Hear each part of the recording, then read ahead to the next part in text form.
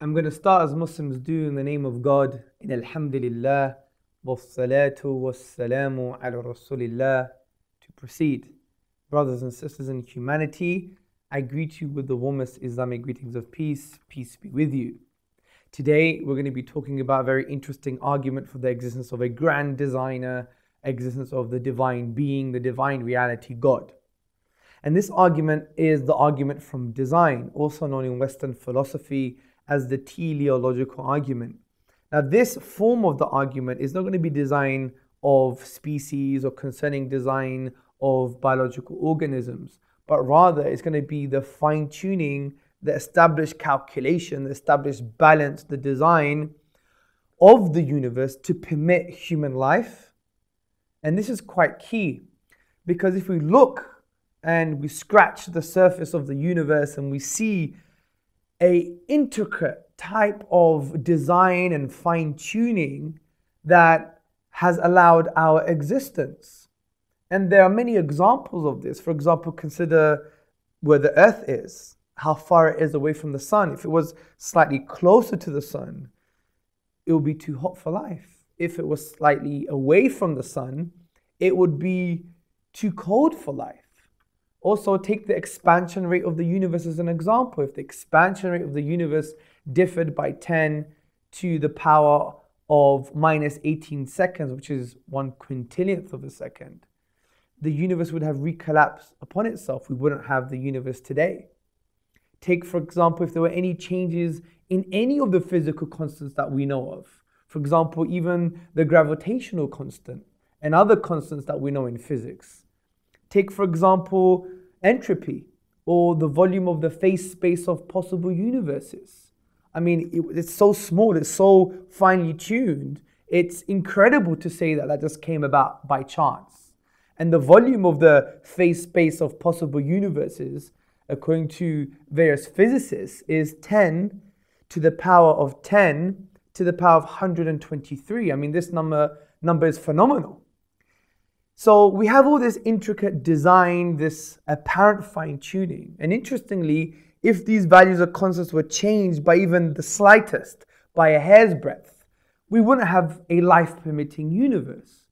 So in this light, there are three possible explanations for this. Number one, that it's just physical necessity. It has to be the way it is. It was always like that. It always was going to be like that. It doesn't require an explanation. Physical necessity.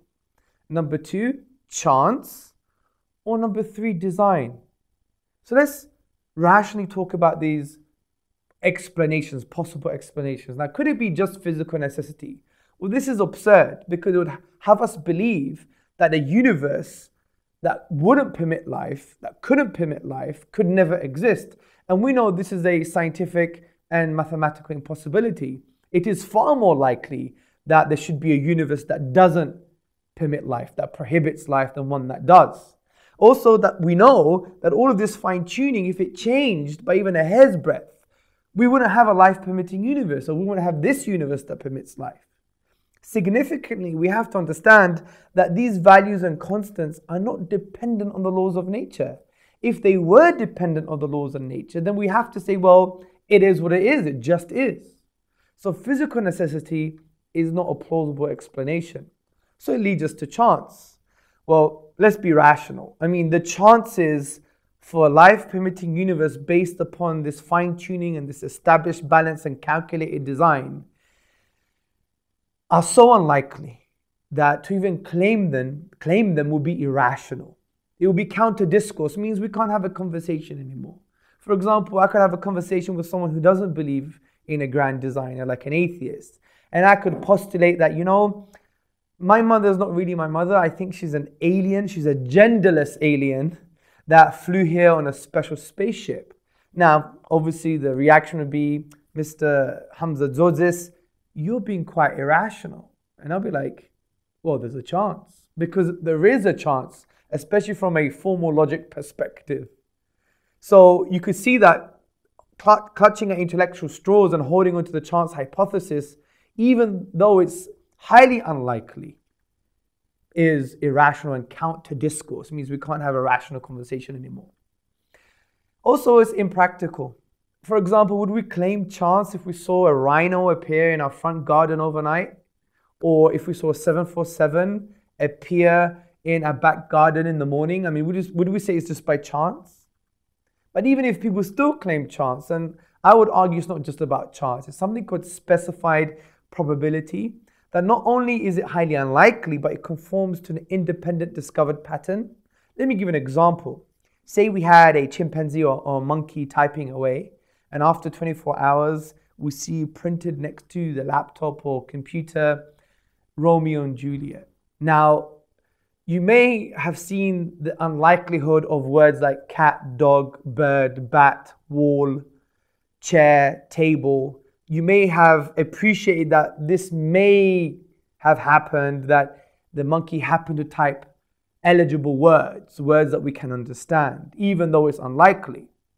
But now you're thinking, how on earth, not only did he write words, but they conform to the independent pattern of English grammar and a Shakespearean play? Then you know there must be a rational explanation for this, because chance is ridiculous. However, people may not understand this, and they may think, well, you know what, maybe there's still a chance. Well, let's take this mathematically. British mathematicians relatively recently did a study, and they basically said, how long would it take for a monkey or a gorilla typing away to produce to be or not to be from Hamlet's play? That's it, to be or not to be. And they said it wouldn't take 1 year, it wouldn't take 2, actually it wouldn't take 10 years. It wouldn't take 1,000 years, it wouldn't take 1,000,000 years, it wouldn't take 10 million, it wouldn't even take 1 billion, it wouldn't take 10 billion, it wouldn't even take 20 billion. It would take 28 billion years just for a monkey to type to be or not to be with the spaces. So, in a way, rationally speaking, to claim the chance hypothesis would be equivalent of rejecting the universe, because the universe is only 14 billion years old. So we know chance is not plausible, therefore there must have been a designer, a grand designer, cosmic designer, which is best explained by the existence of God. Now there are some contentions. For example, we have Richard Dawkins, for example, in his book, The God Delusion, on page 157, 158. He says, you know, design seems quite powerful, but who designed the designer? Well, this is actually irrational to even claim this, because in the philosophy of science, the best explanation doesn't require an explanation. For example, if we were on the moon and we were digging away and we found, for example, pieces of mobile phone and a computer screen and technology and arrowheads and pottery, the best explanation would be there was a civilization there. Now, claiming the best explanation requires an explanation doesn't really deny the best explanation. And to even keep on asking an explanation for the best explanation, if we do this ad infinitum forever, we will never have an explanation, which undermines science itself.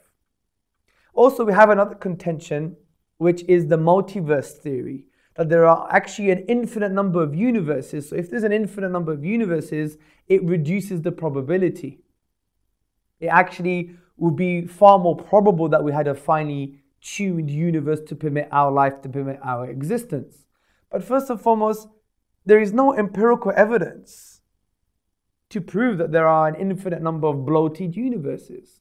Also, it goes against rationality, it goes against Occam's razor, which postulates not to multiply entities beyond necessity, and that the most simplest and most comprehensive explanation is the best explanation. So multiverse, infinite number of universes, is not simple because it's infinite, and it's not comprehensive because it raises more questions, such as, how did these universes appear? Do these universes require fine-tuning? How do they relate with one another? Don't they collide? All of these questions. So a single grand all-powerful designer is a far more powerful explanation. A final contention is actually what you would call the anthropic principle, which basically states that we shouldn't be surprised that this universe is life permitting because we're alive. There is life within the universe. This is true, but it doesn't deny our argument. Let me give you an example. Say, for example, I was taken to court on trumped up charges that I was a drug dealer, and then my punishment was to be shot by a firing squad of 100 fully trained men who never missed before, and they have special guns that are 100% accurate, that they have lasers aimed to my head and aimed to my heart. The commander says after 3, 1, 2, 3, fire. Then I realize they've all missed. Now, it's true, I shouldn't be surprised that I'm alive because I have to be alive to acknowledge that I'm alive. But it doesn't mean I shouldn't be surprised that the reason I'm alive is because of the improbability, the immense improbability that these marksmen missed. Similarly, we shouldn't be surprised that this is a life-permitting universe because we're alive in this universe.